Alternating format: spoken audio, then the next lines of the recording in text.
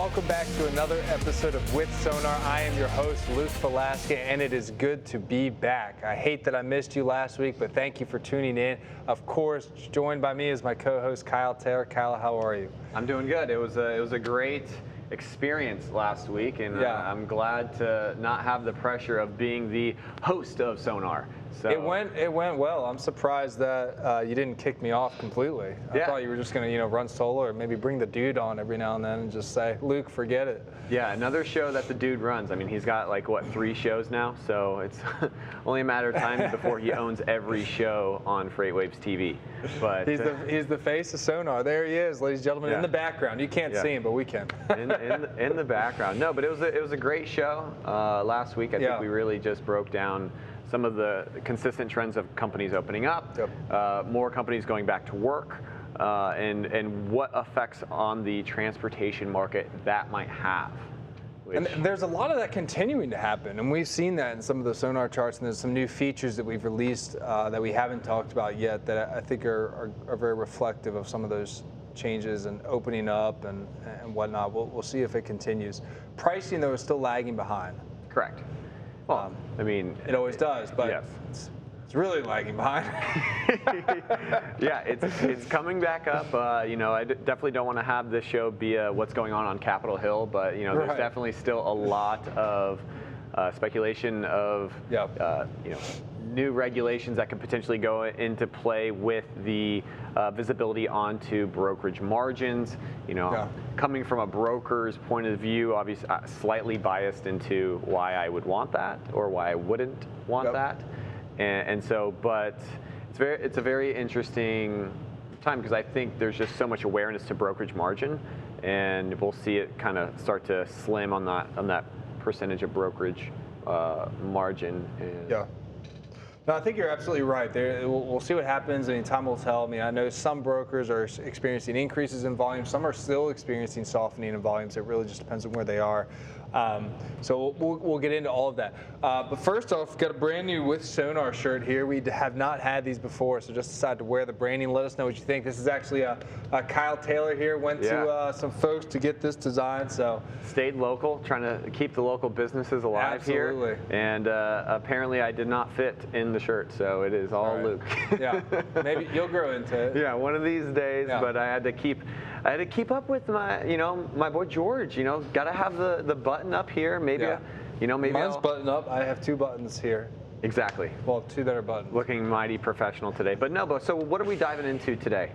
Well, today, so there's a couple of new features that we have, and I think it's only fair that with businesses opening up, volume levels increasing, brokers in particular really need to get on the sales train again. And I'm sure they've been hammering folks before, particularly when times were down a lot and volumes were down, and they've been hammering folks, and shippers have probably just been like, forget it, go away, I don't want to hear you.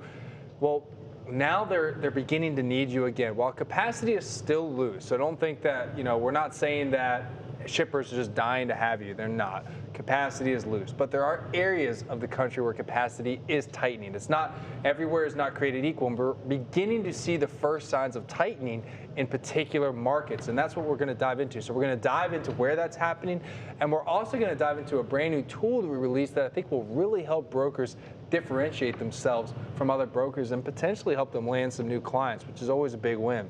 Right, and I think that's a great call out because you talk about trying to continue to provide value to your customers. How can you still maintain the differentiation factor that you have between brokerage to brokerage outside of just what capacity you have, or you have access to 10,000 trucks or 10 million trucks is what I read on some websites sometimes, and it seems to be the same Are there pitch. even 10 million trucks? Yeah, I have access to a network of over 10 million trucks, yes.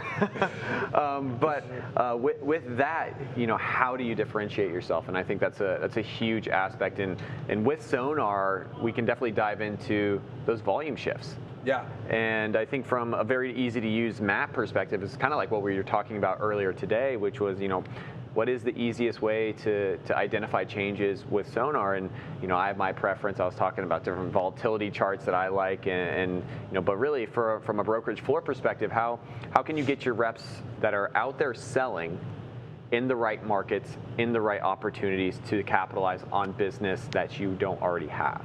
Yeah. And so I think that's from that map perspective. But or even grow your current book of business. I mean, you know, you have a lot of folks that work with. You don't even have to work with the Fortune 500 shippers, right? I mean, even if you're, I mean, there's tons of like, you know, medium-sized shippers that have freight spend of over 50 million and above. I mean, and most of those folks are working with multiple transportation providers. Yeah.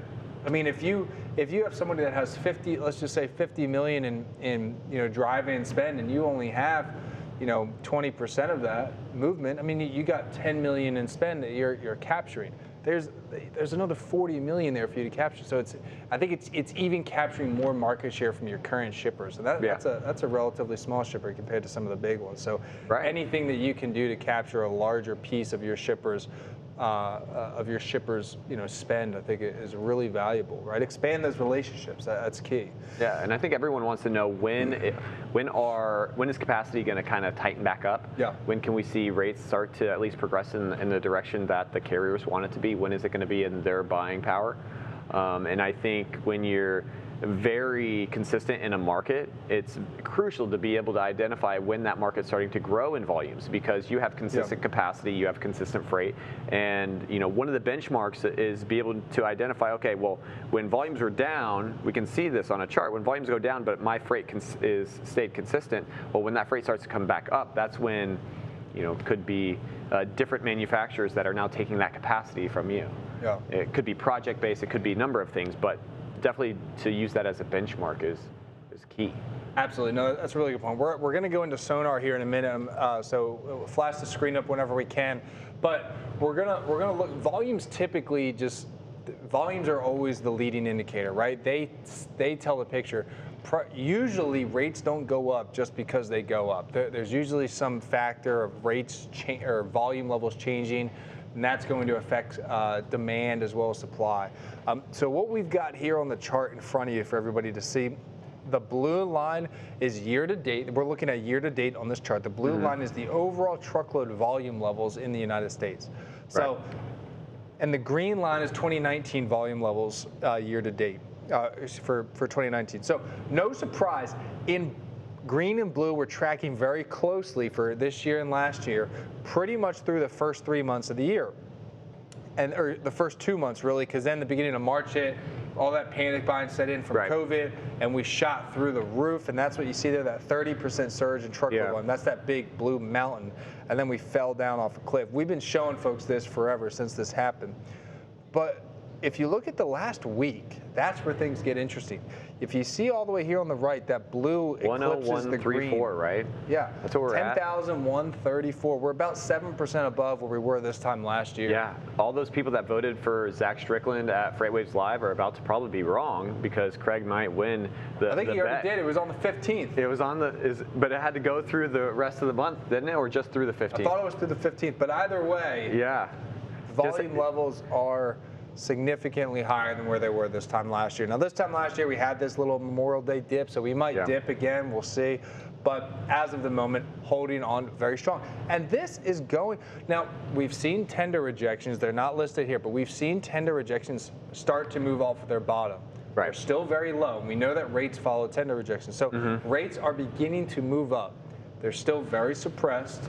They're barely moving up, but they're just now beginning to inch up. And I think it's because these volume levels are finally beginning to suck up so much excess capacity that carriers finally realize, I now am beginning to have options. They're being timid. They're not rejecting their contracted loads by only marginally more than what they were a month ago. So they're still being very conservative, and I think brokers are as well. But if this volume level continues to hold and maybe even rise, you might really start to see capacity tighten up. Right. Especially if there's more exits in the market. Unfortunately, it's very unfortunate when that happens, but we've been seeing it happen. And it's continuing we'll see. I mean, we may not have as many exits as we are expecting. There's still a lot of incentive that the federal government is going to be pushing out. I mean, we see a lot of optimism just on the consumer market right now. I mean, stock market's green this week. We're seeing a lot of optimism there, and I think with that, more states opening up, Florida is leading the pack, I think, in phase 2. So everyone's going back to the gym. Just to Miami here. Always have to give Florida a shout out. Yeah. Very cheap flights though from Chattanooga to St. Pete. You were telling me that. Correct. Very, very inexpensive direct flights. And even the airline industry is coming back up a little bit. I think they had an increase in passenger flights and people booking. So that's just leave it to the consumer to really tell you how the market's going to be dictated. And I think when people start really going back and more of these big states really open up, these ones surrounding the California states, the upper northeast states, as we see these states start to open up, you're going to have more companies going back to business, and then we'll kind of teeter with that unemployment number as well, because you hear all these companies that are or not companies, but individuals that are just wanting to, I don't need to go back to work just yet, because I can live off unemployment in these incentive packages. Yeah, that'll be a big factor to see what ultimately happens. And we can actually see, I've put up the map here in front of everybody. What you can see is you can actually see which part of the countries are seeing the biggest increase. So the blue here on the map is the greatest increase in truckload volume levels over the last week. So this would be week over week change. The red would be where things are still continuing to decrease, and the white would be relatively unchanged, maybe a slight uptick. Right. There's a lot of blue here. I mean, we know volume levels are up across the board, but they're not up everywhere. Right. Not all markets are created equal. I always say that, and it's so true. I mean, yesterday I was looking, most of the southeast was red. Today there's a lot of white and a tiny bit of blue in there, which means that things are beginning to flip. Markets do flip, and this is kind of like where that power is. I mean, look over here, Austin, Texas, volumes up 20% over the last week. Yeah, that's a massive almost amount. the entire state of Texas. Almost the take entire out state. those border towns right Laredo there. And whatnot. That's a big jump. Heck, even LA is seeing some big jumps over here in California. Fresno's up 20%, San Diego's up 32%, Tucson's up 35%.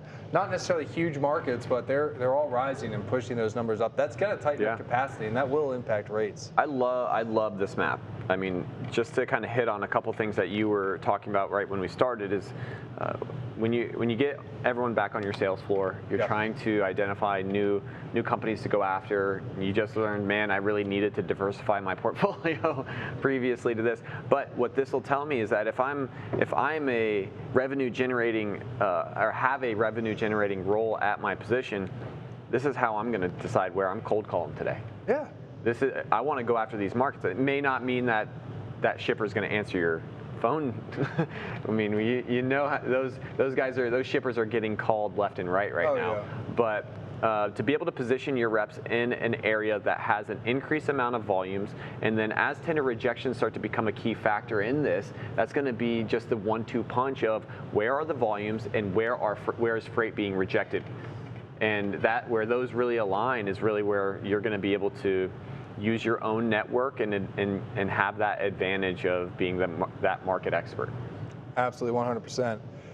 I'm not calling Tallahassee for more freight today. They're down 21% over the week, and so are all the markets around them, Mobile and so on. Jeez. I don't want to call them. If I'm going to call somebody, I need to call somebody that has a lot of freight and is seeing a big increase. Austin, Texas, right? They're seeing a big increase. San Antonio, LA, all those areas. Just targeting yourself a little bit more. And then when you funnel it down even more into van versus reefer. Okay, well, I really want to know. I mean, we talk about Tallahassee, and it could go into Jacksonville, Lakeland. You throw that on the reefer outbound tender volume weekly. Those might be blue. Yeah. So it really depends on your network. What is your preference, and that's how you can really dive in and capitalize in the market conditions that we're in right now. Yeah. But there's another way, right? So if I'm a broker and I'm getting back to that sales floor, and you know what, I just so happen to have Sonar, what's another thing that we can really capitalize on these big TVs that all these brokerages have? Yeah. Well, that's a brand new tool that we released. We'll show it here in a little bit. But it's called Mission Control. So let's talk about that. It's almost like a marketing and sales tool, but I think more than anything else, there's an internal purpose for it and there's an external purpose for it. Right. Right. So it's a way for you to if you're prospecting, you're trying to land new customers, right? you leave 1,000 voicemails, right? You make 1,000 calls. Hopefully you're able to talk to a shipper. Hopefully they give you a chance. You shoot them a follow-up email and they're like, oh, whatever, I've seen this. You say, thanks for talking to me, and then we're done, right? Right. There's no differentiating factor, right? You know, you have to be able to differentiate yourself, and that's where mission control comes in. It's this way to brand yourself as a market expert and know what's going on. Right. Well, it's back to what we said right at the beginning. Okay, you have capacity, that's cool. What else can you do for me?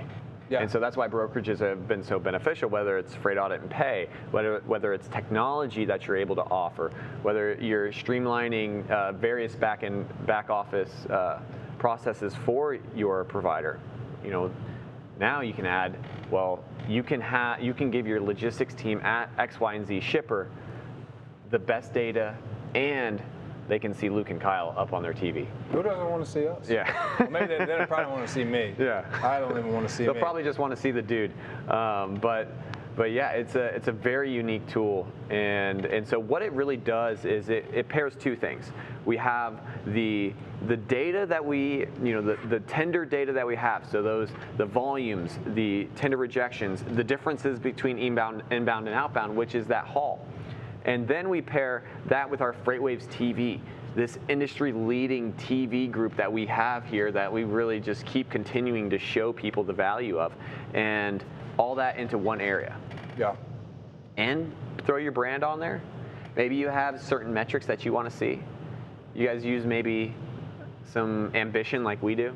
Maybe you want to see your team scores up there. Well, it's all about being memorable when you're trying to sell somebody, you're trying to land that new prospect. So let's say, so if you're trying to land a brand new shipper, right, and you talk to them and you email them, right, you email them, hey, all the fields that are up here are customizable. So like, if I know that OTRI, which, you know, the tender rejection is, right, I know that pricing leads that. I know that shippers that move a lot of contracted freight are reliant on that information because they need to know if rejections are going up, they're going to have to dive in deep to their routing guides. If they move spot freight, it's going to increase their cost, right? There's a lot of things that's going to affect. I can come in here, I can customize all this fields to where they have warehouses or distribution centers that they ship out of. Right. Throw it all here and be like, hey, I have access to all of your data. I'm looking at it right now. This is what's being affected by you. I see that. Here's some video right here of us. Right. Because you can even put some of your own branding in there, and then we can fill in the gaps that you want with some of the FreightWaves TV. You got your brand, boom. Now that's memorable. Yeah. Now the shipper's like, you know what, you're right. I am experiencing all that stuff here in my markets. I see that. That's powerful. And then with your existing customers, have them throw it up on, you can give it to them, throw it up on their internal TVs or whatever they're using, and then they're constantly seeing it, mixing your brand in there as well, right. You know, throwing more share. All goes back to we got to earn more market share from our customers. Right, exactly. And when you have like specific DCs from your customers, you can really focus them in there. So I think that's the biggest part of that. And have this specific for each customer. Yeah. So you can have different layouts here and different dashboards for, you have 15 customers that really move the needle for you. Well, this is just another value add. Oh yeah. Now, if you're maybe a manufacturer or a shipper, you know, having this up, and you know, when truckers are coming in the break room, yep. You know, having this up so that they can, you know, how do you become that shipper of choice? Yeah. That coveted, you know, plaque of top shipper, shipper of choice is really what everyone's trying to accomplish. They're trying to be the best that they can be, and I think this is going to provide extensive value and allow you to just easily throw this up without having too much onboarding or education needed. Yeah, I think you made a good point too there for shippers. There is a good use. When they have a way to build some transparency and trust with their carriers, that's a good thing. Shippers rely on good carriers, good transportation providers. Right.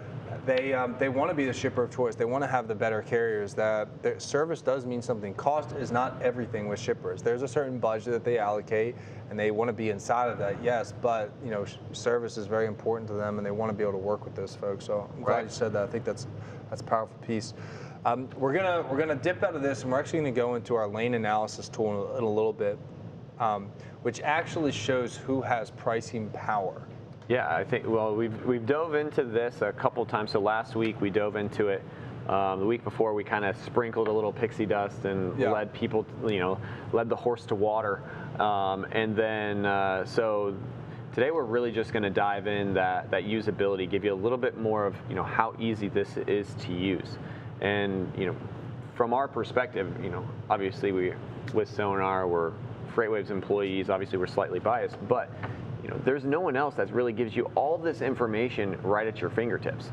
And so how do you continue to add, for you as an organization, there's a lot of new employees out there. There's a lot of people who are just released from large companies who have a lot of value. So how do you continue to provide value to your employees? How do you continue to have the best information that you can give your team to succeed? And I think this is just another way that we can showcase that. Yeah, I remember this tool that we have. I think what's really valuable, because I remember going back to my brokerage days, I used to do a lot in the entertainment industry, and you didn't really follow the typical pricing trends that were going on. You did to an extent, but like if you're moving 50 truckloads in 2 days out of like downtown Manhattan to downtown DC, there's a massive premium and upcharge for that, because you're sucking up a lot of capacity, and it's just all has to happen all at once. You need carriers that you can rely on, that can get down into the city, that can drive through Manhattan, that can deliver goods. So I didn't follow that. I eventually started adding on to my business and expanding it. I went into other areas of the market, the reefer market, and just typical driving and stuff, and I worked with manufacturers as I expanded the other part of my portfolio. And there were so many times where we rely on these historical pricing models where one day it's great, it's spot on, the next day, boom, there's a $500 loser, because the market flipped. Right. I didn't know. And I think that's where this has the ability to have a lot of power, is it tells you who's in control, who has that pricing power, and it's so easy to use. If we go ahead and flip up the screen real quick for folks to see, this is our lane analysis tool. It's called Lane Signal. The first thing that you see is you'll see that those sonar signals are those gauges, right? Yeah. So in this case, Chicago to Atlanta, you see a score of 60 going to a score of 63. That tells me, remember, the closer you are to 0, the more pricing power the shipper has. The closer you are to 100, the more pricing power the carrier has. You're taking a carrier from a market where they're in pricing power and sending them to a market where they even have more pricing power. Yeah. I looked at this lane a week ago. Atlanta was in the 40s. Yeah. Now it's 63. Yeah, I think that just market flipped. That just continually goes back to, no matter what you're looking at, whether this is SONAR, whether it's your own proprietary information, but you have to try to make the most sound decision possible and with the most up-to-date data possible. And if you got something that's just stagnant and staying back a couple weeks ago and before it can really shift, you're really setting yourself up for failure. And I think this is just another way that each day that new data comes in, having that near-time data, this adjusts daily. Yeah. So the moment you need to know, you're trying to quote out a week from today, you're trying to quote out RFPs, you're trying to identify how price can potentially move. I mean, that's what my eyes really drawn to next after those gauges, is that line in the bottom right. Yeah. And so how has it changed in the past? When was the last time I've had to work in this market? And then where's it going in the future? Because at the end of the day, you have all these rating tools out there. Everyone seems to have a rating tool. But if you have density in a specific network, it's really, well, how has the market changed since the last time I worked in it? How is there more volume coming out of this market that's potentially going to be tightening up capacity? Or it could be the opposite. Are more businesses, like what we're talking about now, are more businesses shutting down? Is there less freight? Is now there's going to be surplus of capacity where I can really negotiate better? Yeah. And how else are you going to do that? Hold on, let me call 10 people real quick, call 10 trucks. Let me just see if I can find a truck that'll take it for the price that I want. Yeah. That quick yes is always the brokerage's worst nightmare. You call a truck and you're like, how's 1,600? Sure, I'll take it. Crap. Went too high. Yeah. Oh man. But it works both ways. Yeah. Even for the carrier, right?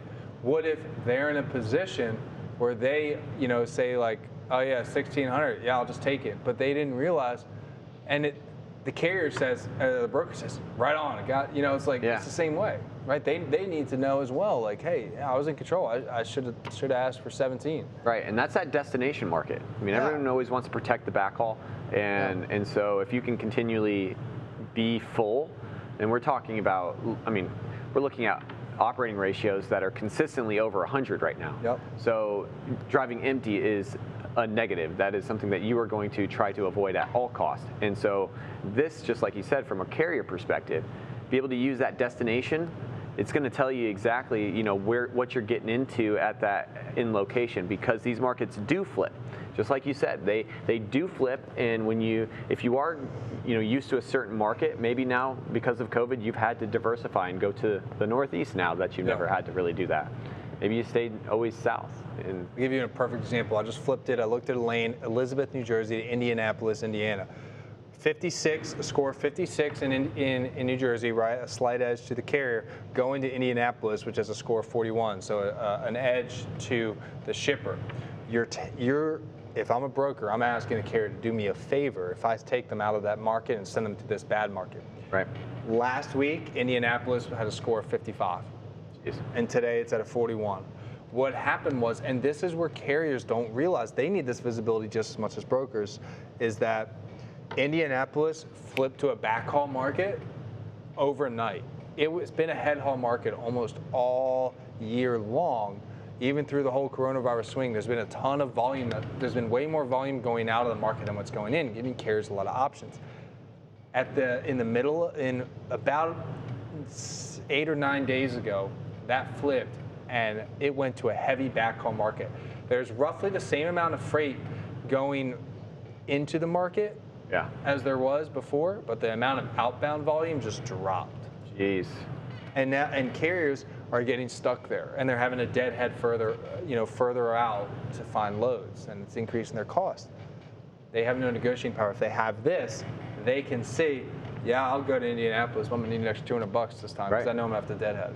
And that's where, going back to that map as well, having that in a haul perspective where you're looking at inbound and outbound flows, when you see those switches, if you are, we always preach for carriers, you want to go blue to blue to blue. You want to go to those big metropolitan areas or markets that are very dense with outbound freight to give you better optionality. If that does switch, the moment you'll know is when it happens. Yeah.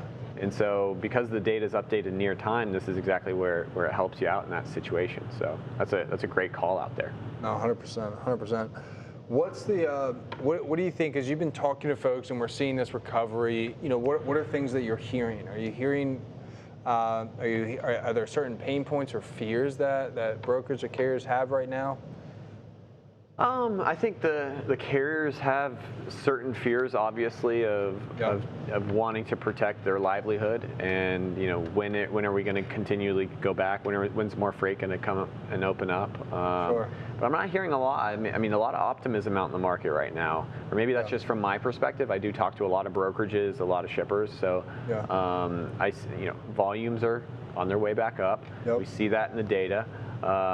If you had consistent business with good shippers, they probably protected try to keep their RFPs at least the same that they negotiated before, or pushed off. So I think probably the biggest negative coming out of it is that some of these shippers that may not be the shippers of choice are really pushing off those RFPs, which is providing a lot of uncertainty, because if you are a broker or a carrier that was like, if I was planning on getting this awarded, and this was going to really help me out and change my business, now it got pushed off. Yeah. So I think, everyone just wants to go back to the way it was. So. Yeah.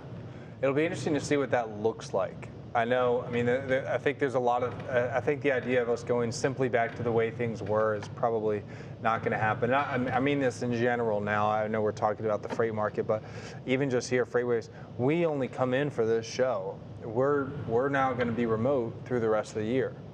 And we may not come back, or there might be some different model that we choose, right? But for the most part, as of this moment, the FreightWaves employees, minus some of the media folks, are going to be staying at home. And I know Google just announced that their employees can stay remote for the rest of the year if they want to. And I know other companies are doing it.